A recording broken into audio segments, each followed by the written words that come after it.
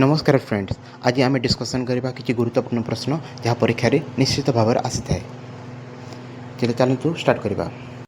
भारतर लौह मानव भाव में किए परिचित? सरदार वल्लभ भाई पटेल। पृथ्वीर केउठारे सबुठारु अधिक वर्षा हुए? मेघालय रे। भारतर सर्वप्रथम जातीय उद्यान केउटी? Jim Corbett, Uttarakhand. वेद को फेरी जाओ स्लोगान किए देइथिले? स्वामी दयानंद सरस्वती। ओडिशार केउ सहर को सिल्वर सिटी बोली कहा जाए? कटक। विश्वर सबुठारु बड़ महासागर केउटी? प्रशांत महासागर।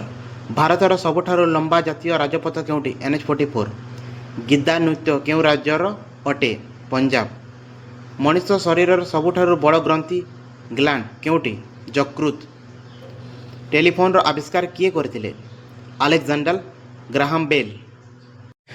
सांग माने जदि वीडियोटी भल लागिला तेबे आपण माने लाइक करिवे, सब्सक्राइब करिवे एवं सांग साथी मानक सहित शेयर करिवे।